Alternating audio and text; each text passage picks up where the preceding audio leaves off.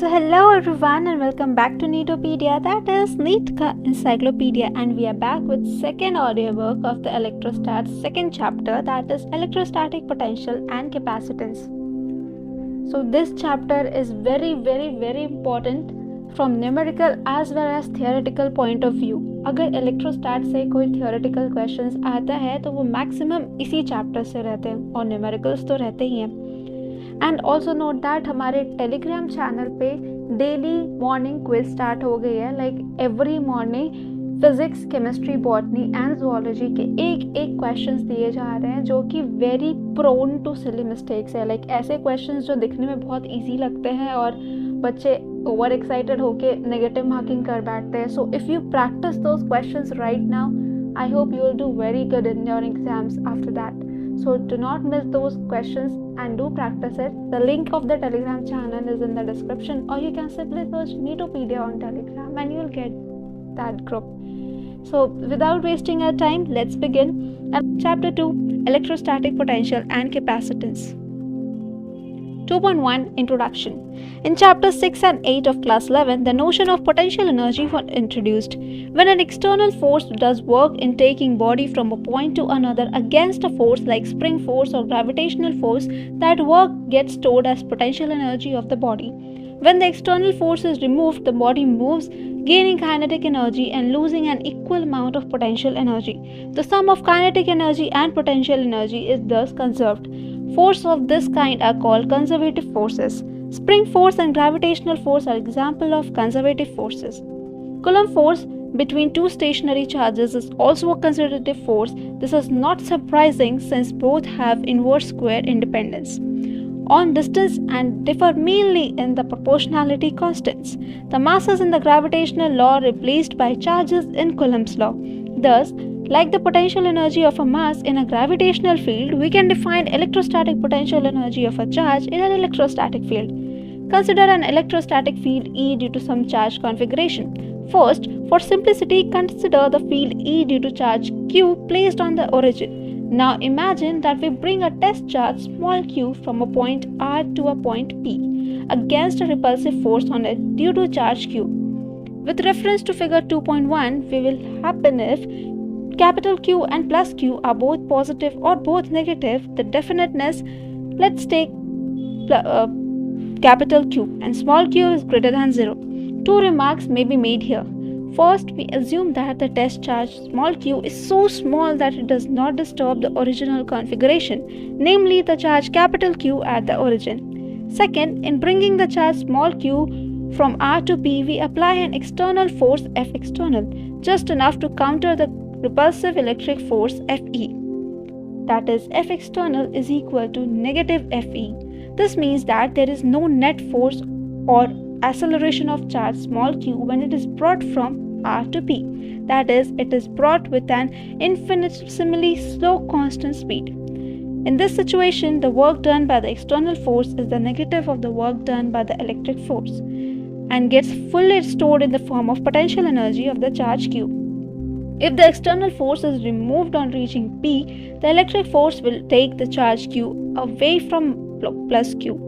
The stored energy, that is the potential energy at P, is used to provide kinetic energy to the charge small q in such a way that the sum of kinetic and potential energies is conserved.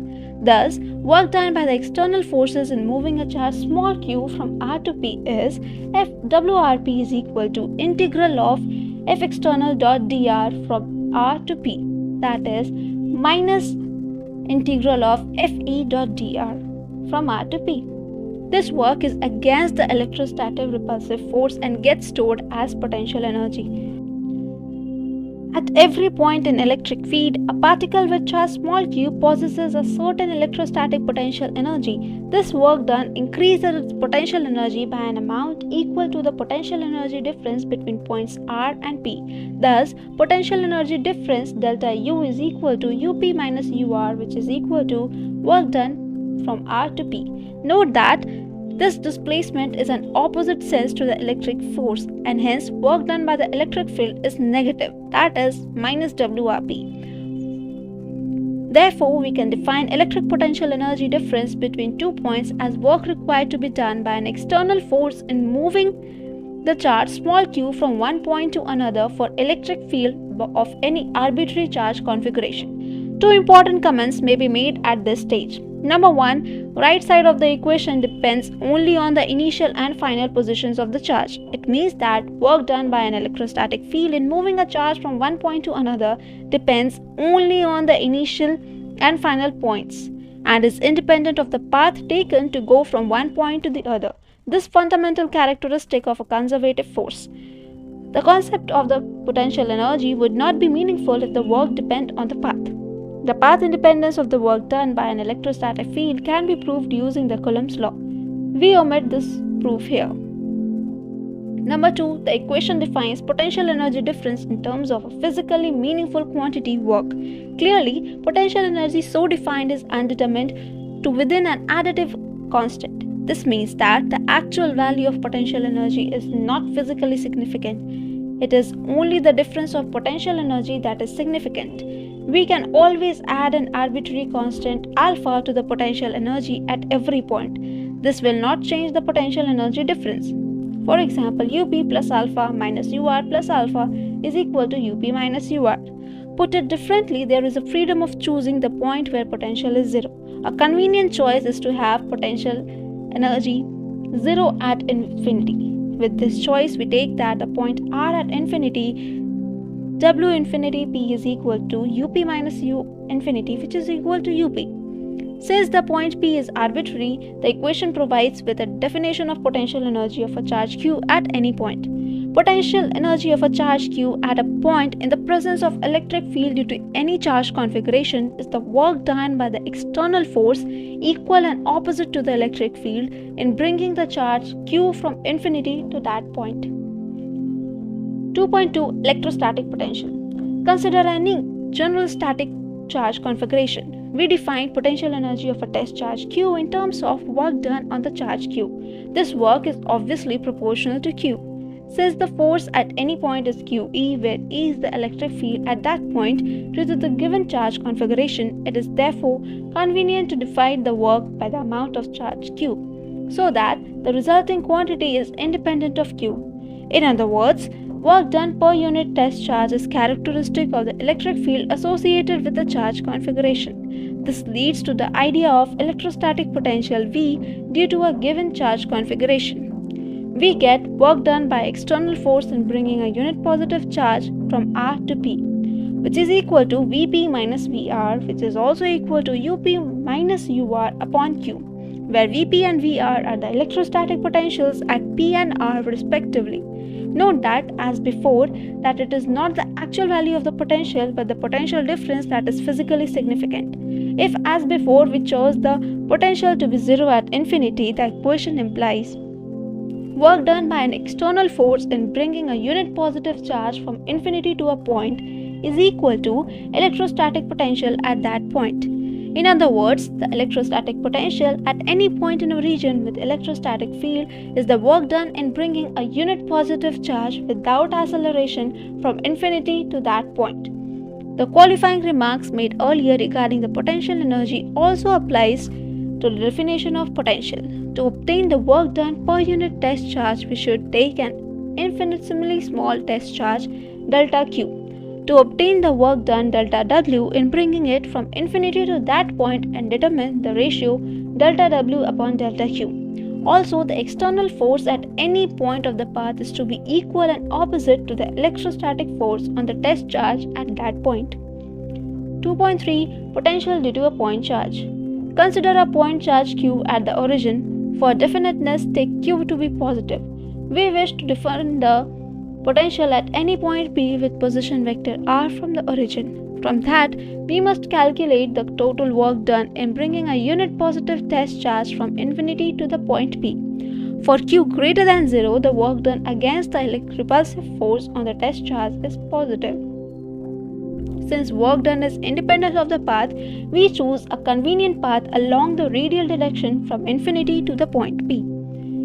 At some intermediate point P dash on the path, the electrostatic force on the unit positive charge is Q upon 4 pi epsilon naught R dash square at dash unit vector, where r dash is the unit vector along OP dash. Work done against this force from r dash to r dash plus delta r dash is delta W is equal to minus Q upon 4 pi epsilon naught r dash square into delta r dash.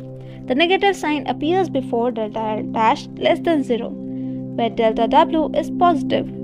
Total work done by the external force is obtained by integrating the equation from r dash equals to infinity to r dash is equal to r. And by this definition, the potential energy at P due to charge Q, V is equal to Q upon 4 pi epsilon naught r. The equation is true for any sign of charge Q, though we considered Q is greater than 0 in its derivation. For equation Q less than 0, V less than 0, that is work done by the external force per unit positive test charge in bringing it from infinity to the point is negative.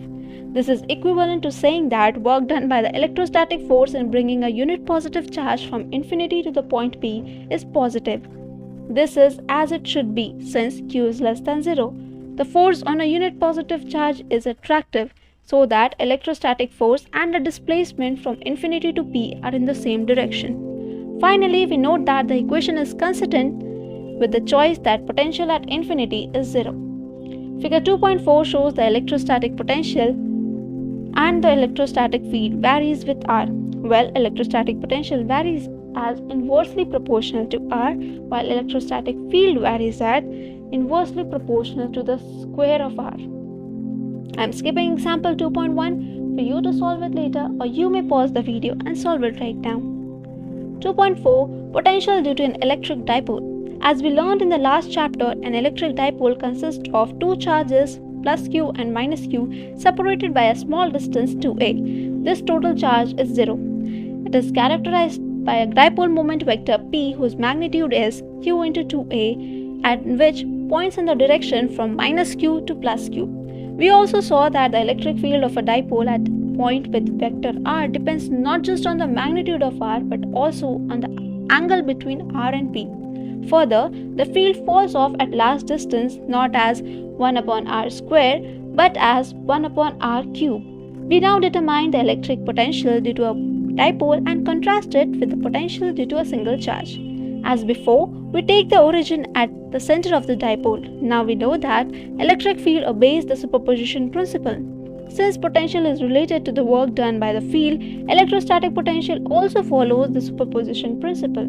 Thus, the potential due to dipole is the sum of potentials due to charges plus Q and minus Q.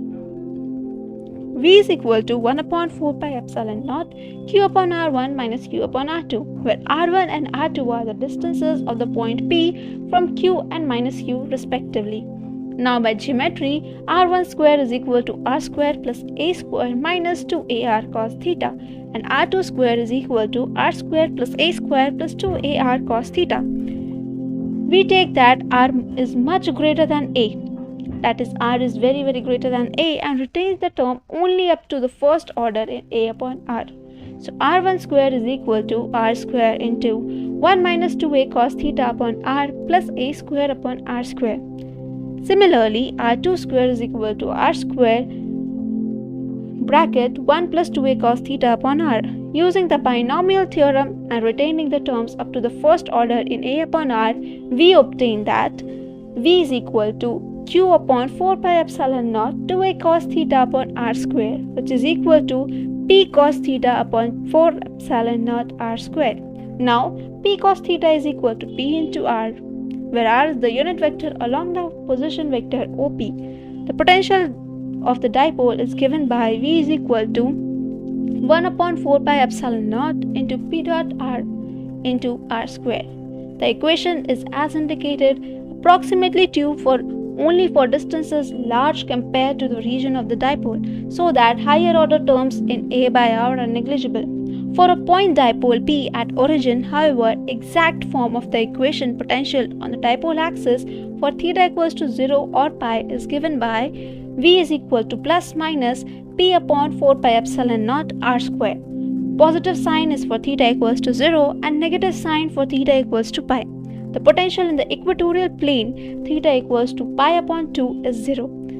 The important contrasting features of electric potential of a dipole from that due to a single charge are clear from the equations 2.8 and 2.15. Number 1. Potential due to a dipole depends not just on r but also on the angle between the position vector r and dipole moment p. It is, however, axially symmetric about p.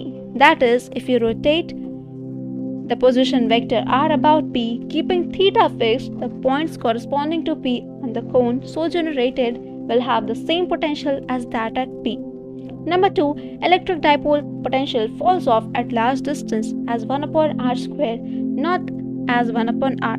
Characteristic of the potential due to single charge, you can refer figure 2.5 for graphs of 1 upon r square versus r and 1 upon r versus r drawn in another context. 2.5. Potential due to a system of charges. Consider a system of charges q1, q2 till qn with position vector r1, r2 and so on till rn relative to the same origin. If potential V1 at point P due to charge Q1 is V1 equals to Q1 upon 4 pi epsilon naught R1P, where R1P is the distance between Q1 and P. Similarly, the potential V2 at P due to Q2 and V3 due to Q3 are given as V2 equals to Q2 upon 4 pi epsilon naught R2P and V3 is equal to Q3 upon 4 pi epsilon naught R3P, where R2P and R3P are the distances of P from charges Q2 and Q3 respectively, and so on for the potential due to other charges. By superposition principle, the potential V at P due to the total charge configuration is the algebraic sum of the potentials due to individual charges. That is, V is equal to V1 plus V2 plus so on till Vn. If we have a continuous charge distribution characterized by a charge density ρ, we divide it, as before, into small volume elements each of size delta u and carry a charge ρ delta v. We then determine the potential to each volume element and sum it up such overall configurations and thus determine the potential due to entire distribution. We have seen in chapter 1 that for a uniformly charged spherical cell, the electric field outside the shell is as if the entire charge is concentrated at the center. Thus, the potential outside the shell is given by V is equal to Q upon 4 pi epsilon naught small r, where small r is very much greater than equal to r, where Q is the total charge on the shell and capital R is its radius. The electric field inside the shell is 0. This implies that potential is constant inside the cell, as no work is done in moving the charge inside the shell, and therefore equals its value to the surface, which is V is equal to Q upon 4 pi epsilon naught capital R. I'm skipping example 2.2 for you to solve it later, or you may pause the video and solve it right now.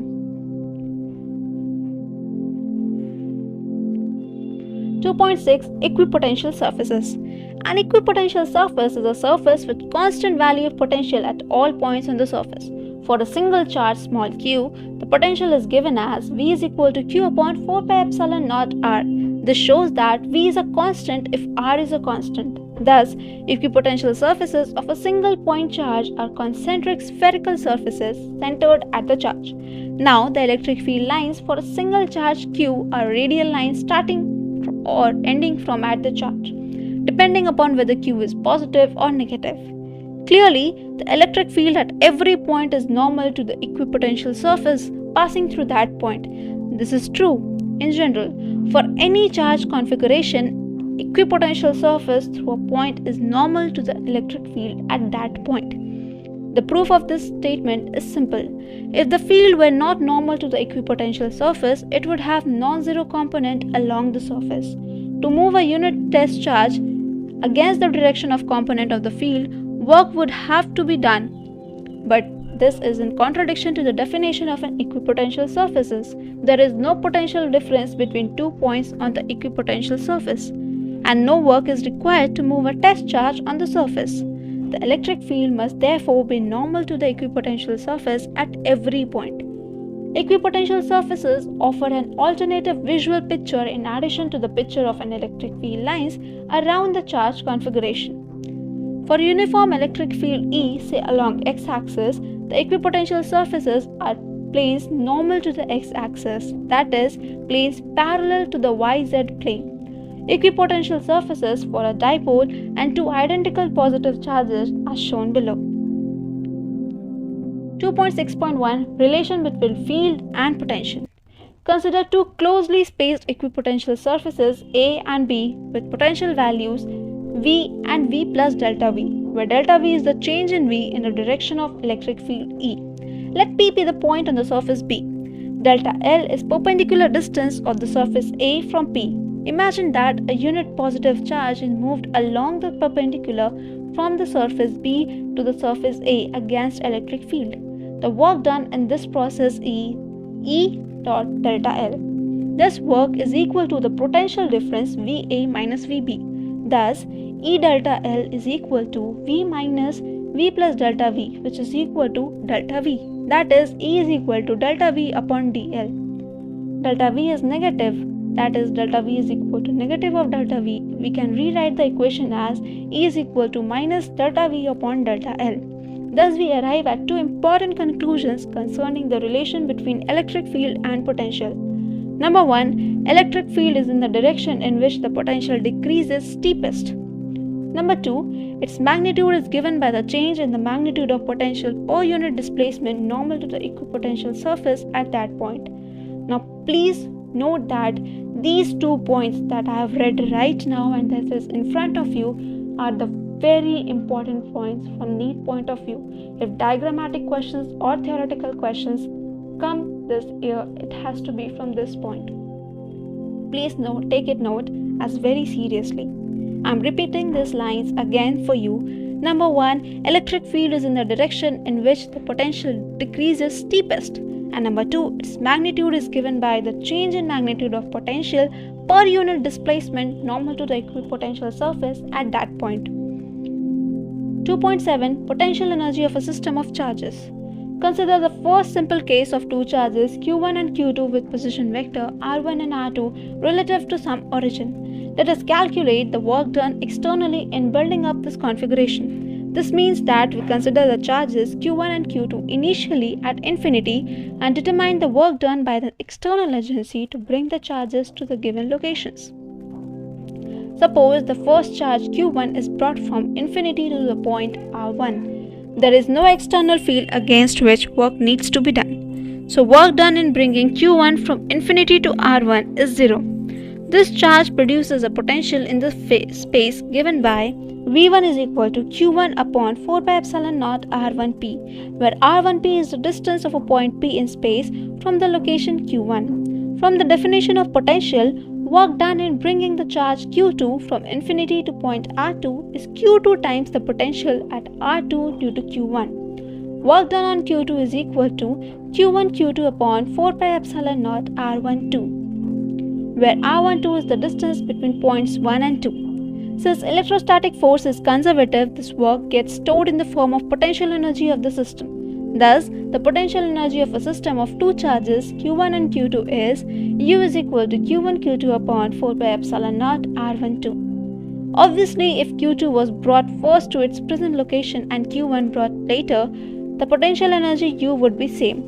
More generally, the potential energy expression is unaltered whatever way the charges are brought to the specified locations, because of the path independence of the work for electrostatic force. The equation is true for any sign of q1 and q2. If q1 q2 is greater than 0, potential energy is positive. This is as expected since for like charges, electrostatic force is repulsive and a positive amount of work is needed to be done against this force to bring the charges from infinity to a finite distance apart. For unlike charges, q1 q2 is less than 0. The electrostatic force is attractive. In that case, the positive amount of work is needed against the force to take the charges from the given location to infinity.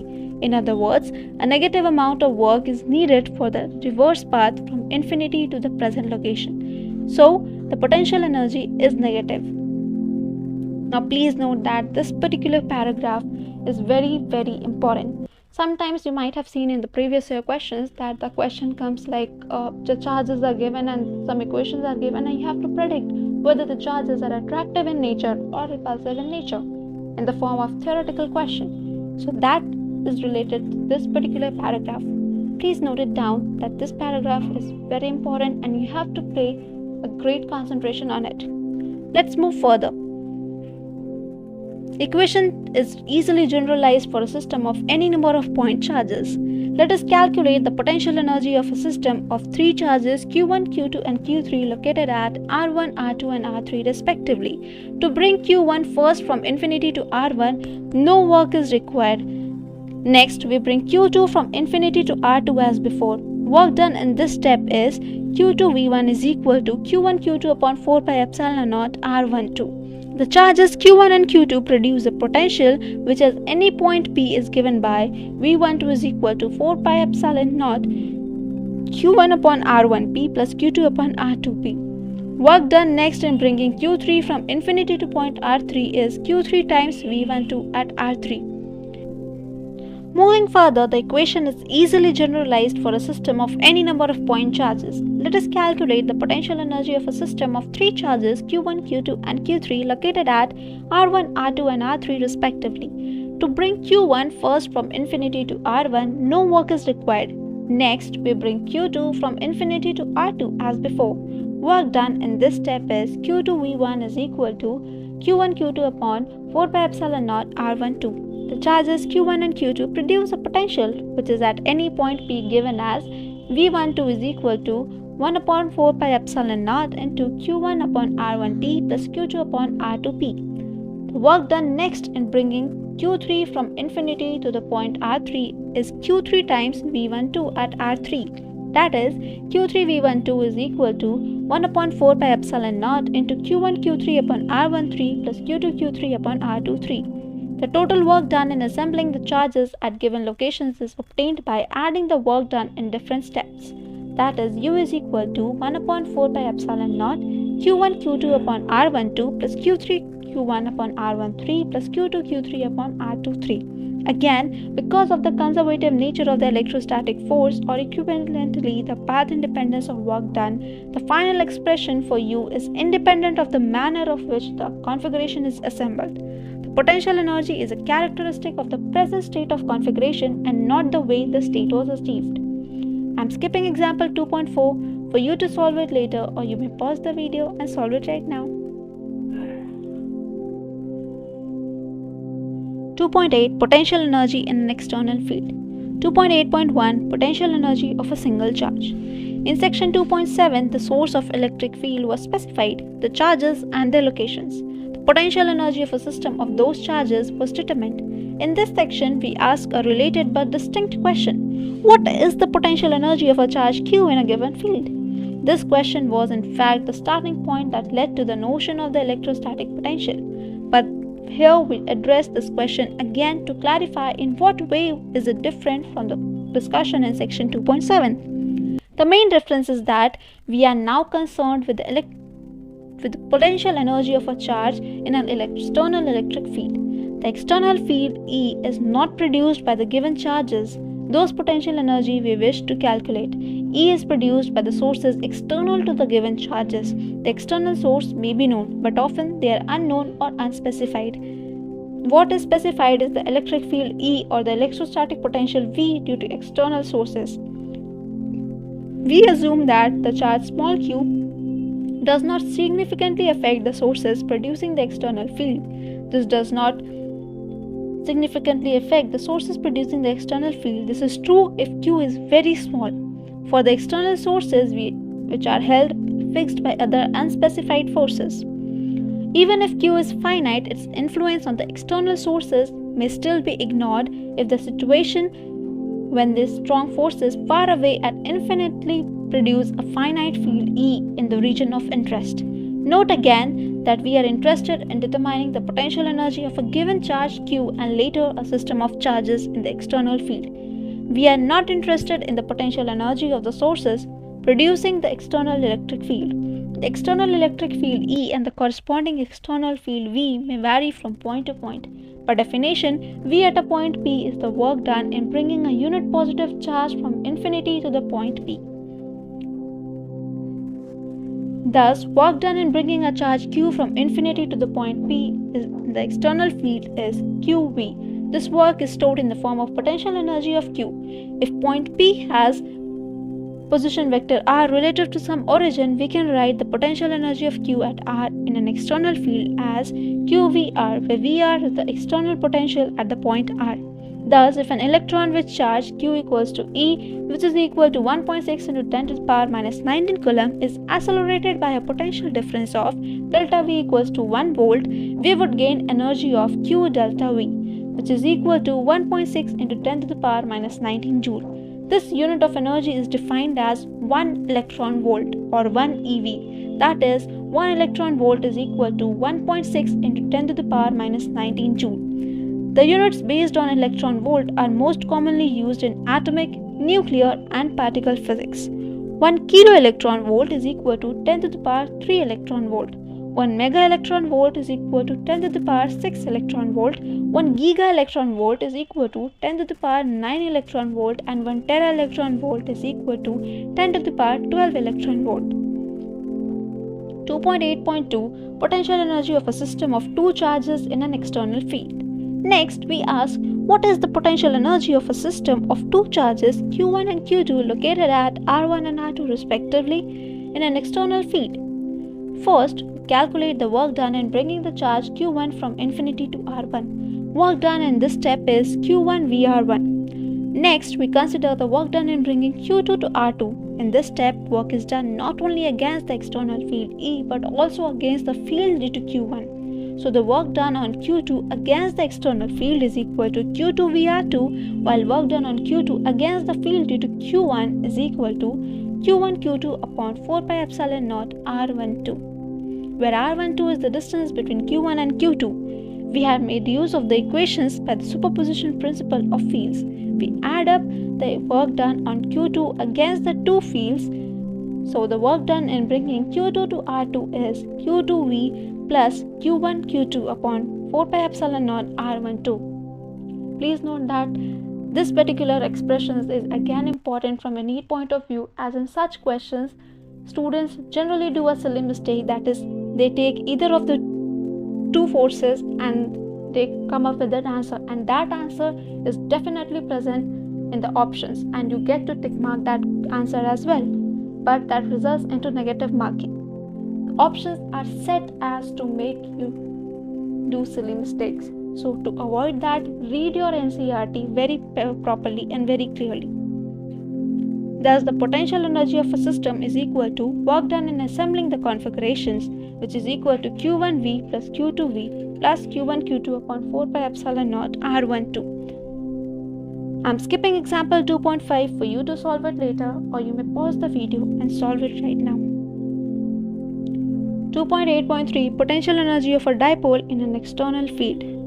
Consider a dipole with charge Q1 equals to plus Q and Q2 equals to minus Q placed in a uniform electric field E as shown. As seen in the last chapter, the uniform electric field, the dipole experiences no net force but experiences a torque tau given by tau equals to P cross E, which will tend to rotate it unless P is parallel or anti-parallel to E. Now please note, this particular line itself is a question. If anywhere in the question it is given that P is parallel to E or P is anti-parallel to E, or theta equals to 0 degree or theta is equal to 180 degree, then and there itself the torque will be 0. So a theoretical question can come up from here, or a numerical with the option 0 can come up from here. So note it down. Suppose an external torque tau external is supplied in such a manner that it neutralizes this torque and rotates it in the plane of paper from angle theta naught to theta 1 at an infinitesimally angular speed and without any angular acceleration. The amount of work done by the external torque will be given by W is equal to integral of T external theta d theta from theta naught to theta 1, which is equal to Pe cos theta naught minus cos theta 1. This work is stored as the potential energy of the system. We can then associate potential energy U with an inclination theta of the dipole. Similar to other potential energy, there is a freedom in choosing the angle where potential energy U is taken to be 0. A natural choice is to take theta naught equals to pi by 2. Thus, we can write that u is equal to Pe cos pi by 2 minus cos theta, which is equal to Pe cos theta, which is equal to minus P dot E. This expression can alternately be understood also from the equation, and we apply the present system of two charges plus q and minus q, then the potential energy expression then reads as V equals to q Vr1 minus Vr2 minus q square upon 4 pi epsilon naught 2a. Here R1 and R2 denote the position vectors of plus q and minus q. Now the potential difference between positions R1 and R2 equals the work done in bringing unit positive charge against the field from R2 to R1. The displacement parallel to the force is 2a cos theta. Thus, we obtain that u is equal to minus Pe cos theta minus q square upon 4 pi epsilon naught 2a, which is equal to minus P dot E q square upon 4 pi epsilon naught into 2a. We know that u dash differs from u by quantity, which is just a constant for a given dipole. Since a constant is insignificant for potential energy, we can drop the second term in the equation and reduce it to another equation. We can now understand why we took theta naught equals to pi by 2. In this case, the work is done against the external electric field E in bringing plus q to plus minus q and are equal and opposite and cancel out each other. That is, Vr1 minus Vr2 into q is equal to 0. I'm skipping example 2.6 for you to solve it later, or you may pause the video and solve it right now. 2.9 Electrostatics of conductors. Conductors and insulators were described briefly in the chapter 1. Conductors contain mobile charge carriers. In metallic conductors, these charge carriers are electrons.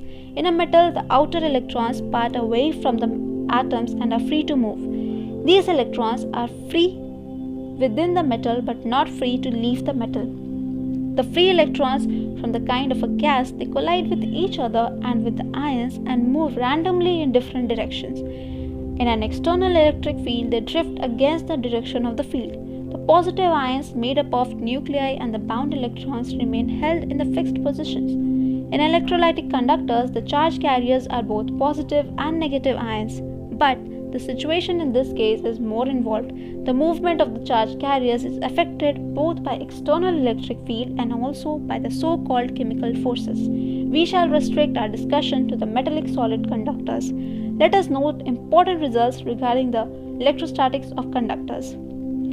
Now, before starting this, please make it very clear and note it down that all these bold points, which are given as 1, 2, 3, 4 and so on, all these points are very important from your theoretical questions point of view, or sometimes its application is also there in the numerical questions. So please listen to it very carefully, and when you read your NCERT textbook, pay a special attention to these points. Number 1. Inside a conductor, electrostatic field is 0.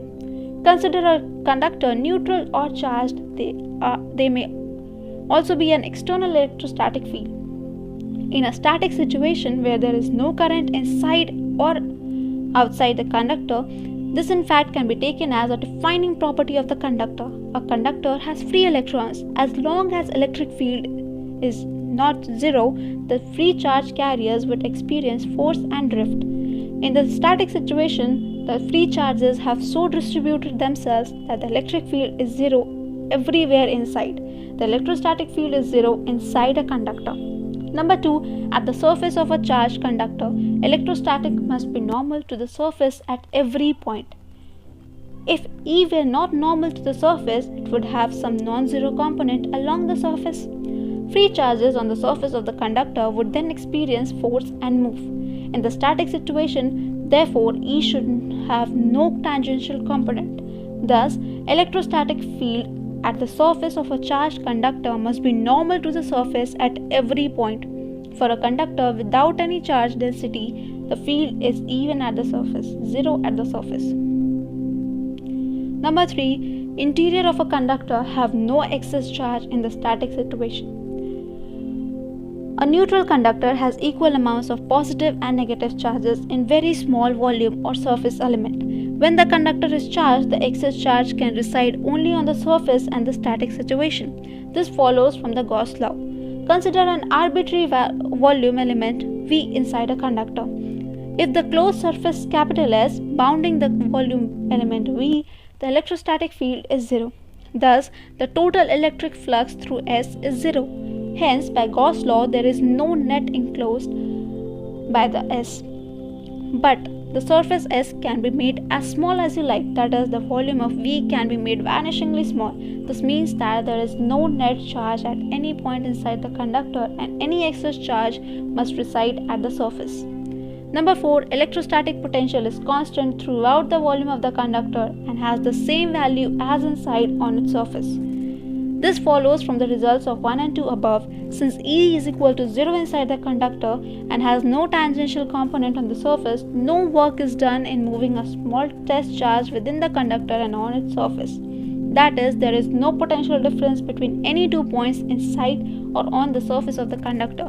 Hence, the result, if the conductor is charged, electric field normal to the surface exists. This means potential will be different for the surface and the point just outside the surface. In a system of conductors or arbitrary value, shape and value of potential, but this constant may differ from one conductor to the other. Number 5. Electric field at a surface of a charged conductor. Now, E is equal to sigma upon epsilon naught, where sigma is the surface charge density and n is the unit vector normal to the surface in outward direction. To derive the result, choose a pillbox or a short cylinder as the Gaussian surface about any point P on the surface, as shown in the figure. The pillbox is partly inside and partly outside the surface of the conductor. It has a small area of cross-section delta S and negligible height. Just inside the surface, the electrostatic field is 0, and just outside the field, it is normal to the surface of the magnitude E. Thus, the contribution of the total flux through the pillbox comes only from the outside cross-section of the pillbox, which is equal to E delta S, positive for sigma x greater than 0 and negative for sigma less than 0.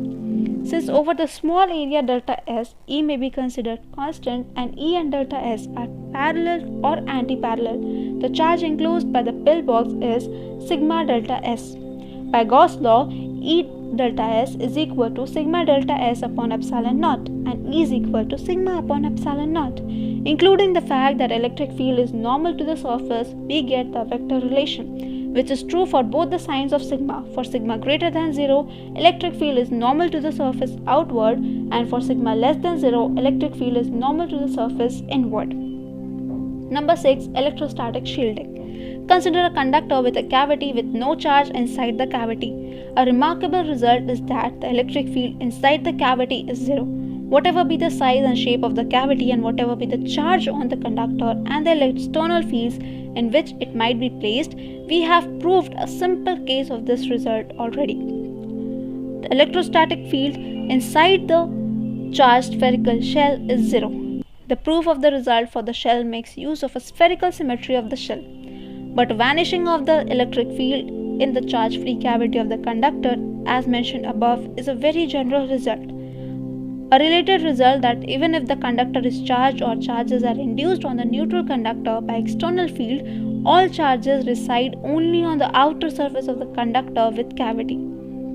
The proofs of the result noted in the figure are omitted here, but we note that their important implication. Whatever be the charge on the field configuration outside, any cavity in a conductor remains shielded from outside electric influence.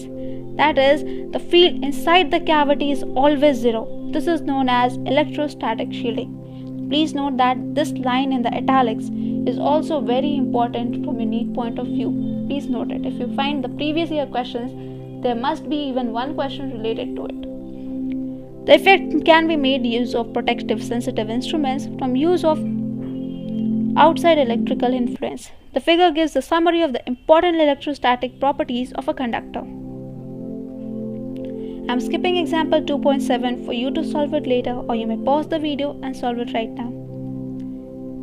Thus, we can write that U is equal to PE cos pi by 2 minus cos theta, which is equal to PE cos theta, which is equal to minus P dot E. This expression can alternately be understood also from the equation, and we apply the present system of two charges plus Q and minus Q. Then the potential energy expression then reads as V equals to Q VR1 minus VR2 minus Q square upon 4 pi epsilon naught 2A. Here R1 and R2 denote the position vectors of plus Q and minus Q. Now the potential difference between positions R1 and R2 equals the work done in bringing unit positive charge against the field from R2 to R1. The displacement parallel to the force is 2a cos theta. Thus, we obtain that u is equal to minus pe cos theta minus q square upon 4 pi epsilon naught 2a, which is equal to minus p dot e q square upon 4 pi epsilon naught into 2a. We know that u dash differs from u by quantity which is just a constant for a given dipole. Since a constant is insignificant for potential energy, we can drop the second term in the equation and reduce it to another equation. We can now understand why we took theta naught equals to pi by 2. In this case, the work is done against the external electric field E in bringing plus q to plus minus q and are equal and opposite and cancel out each other. That is, VR1 minus VR2 into q is equal to 0. I'm skipping example 2.6 for you to solve it later, or you may pause the video and solve it right now. 2.9 Electrostatics of conductors. Conductors and insulators were described briefly in the chapter 1. Conductors contain mobile charge carriers. In metallic conductors, these charge carriers are electrons. In a metal, the outer electrons part away from the atoms and are free to move. These electrons are free within the metal but not free to leave the metal. The free electrons from the kind of a gas, they collide with each other and with the ions and move randomly in different directions. In an external electric field, they drift against the direction of the field. The positive ions made up of nuclei and the bound electrons remain held in the fixed positions. In electrolytic conductors, the charge carriers are both positive and negative ions, but the situation in this case is more involved. The movement of the charge carriers is affected both by external electric field and also by the so-called chemical forces. We shall restrict our discussion to the metallic solid conductors. Let us note important results regarding the electrostatics of conductors. Now, before starting this, please make it very clear and note it down that all these bold points, which are given as 1, 2, 3, 4 and so on, all these points are very important from your theoretical questions point of view, or sometimes its application is also there in the numerical questions. So please listen to it very carefully, and when you read your NCERT textbook, pay a special attention to these points. Number 1. Inside a conductor, electrostatic field is 0. Consider a conductor neutral or charged. They may also be an external electrostatic field. In a static situation where there is no current inside or outside the conductor, this in fact can be taken as a defining property of the conductor. A conductor has free electrons. As long as electric field is not 0, the free charge carriers would experience force and drift. In the static situation, the free charges have so distributed themselves that the electric field is 0 everywhere inside. The electrostatic field is 0 inside a conductor. Number 2. At the surface of a charged conductor, electrostatic must be normal to the surface at every point. If E were not normal to the surface, it would have some non-zero component along the surface. Free charges on the surface of the conductor would then experience force and move. In the static situation, therefore, E should have no tangential component. Thus, electrostatic field at the surface of a charged conductor must be normal to the surface at every point. For a conductor without any charge density, the field is even at the surface, 0 at the surface. Number 3. Interior of a conductor have no excess charge in the static situation. A neutral conductor has equal amounts of positive and negative charges in very small volume or surface element. When the conductor is charged, the excess charge can reside only on the surface and the static situation. This follows from the Gauss law. Consider an arbitrary volume element V inside a conductor. If the closed surface S bounding the volume element V, the electrostatic field is 0. Thus, the total electric flux through S is 0. Hence, by Gauss law, there is no net enclosed by the S. But the surface S can be made as small as you like, that is, the volume of V can be made vanishingly small. This means that there is no net charge at any point inside the conductor and any excess charge must reside at the surface. Number 4. Electrostatic potential is constant throughout the volume of the conductor and has the same value as inside on its surface. This follows from the results of 1 and 2 above. Since E is equal to 0 inside the conductor and has no tangential component on the surface, no work is done in moving a small test charge within the conductor and on its surface. That is, there is no potential difference between any 2 points inside or on the surface of the conductor. Hence, the result if the conductor is charged, electric field normal to the surface exists. This means potential will be different for the surface and the point just outside the surface. In a system of conductors or arbitrary value, shape and value of potential, but this constant may differ from one conductor to the other. Number 5. Electric field at a surface of a charged conductor. Now E is equal to sigma upon epsilon naught, where sigma is the surface charge density and n is the unit vector normal to the surface in outward direction. To derive the result, choose a pillbox or a short cylinder as the Gaussian surface about any point P on the surface, as shown in the figure. The pillbox is partly inside and partly outside the surface of the conductor. It has a small area of cross-section delta S and negligible height. Just inside the surface, the electrostatic field is 0, and just outside the field, it is normal to the surface of the magnitude E. Thus, the contribution of the total flux through the pillbox comes only from the outside cross-section of the pillbox, which is equal to E delta S, positive for sigma greater than 0 and negative for sigma less than 0. Since over the small area delta S, E may be considered constant and E and delta S are parallel or anti-parallel, the charge enclosed by the pillbox is sigma delta S. By Gauss law, E delta S is equal to sigma delta S upon epsilon naught and E is equal to sigma upon epsilon naught. Including the fact that electric field is normal to the surface, we get the vector relation, which is true for both the signs of sigma. For sigma greater than 0, electric field is normal to the surface outward, and for sigma less than 0, electric field is normal to the surface inward. Number 6. Electrostatic shielding. Consider a conductor with a cavity with no charge inside the cavity. A remarkable result is that the electric field inside the cavity is 0. Whatever be the size and shape of the cavity and whatever be the charge on the conductor and the external fields in which it might be placed, we have proved a simple case of this result already. The electrostatic field inside the charged spherical shell is 0. The proof of the result for the shell makes use of a spherical symmetry of the shell. But vanishing of the electric field in the charge-free cavity of the conductor, as mentioned above, is a very general result. A related result that even if the conductor is charged or charges are induced on the neutral conductor by external field, all charges reside only on the outer surface of the conductor with cavity. The proofs of the result noted in the figure are omitted here, but we note that their important implication. Whatever be the charge on the field configuration outside, any cavity in a conductor remains shielded from outside electric influence. That is, the field inside the cavity is always 0. This is known as electrostatic shielding. Please note that this line in the italics is also very important from a neat point of view. Please note it. If you find the previous year questions, there must be even one question related to it.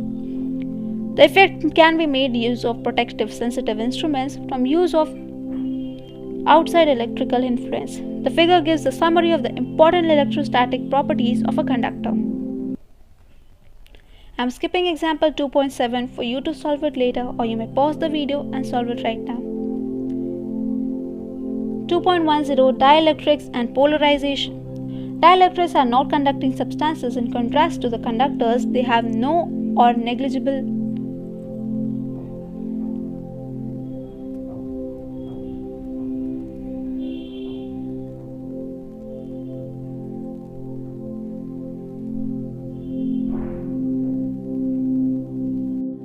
Okay, so that's it for today. अब यहाँ से capacitance का part start होता है. We'll cover capacitance in the part 2 of this chapter.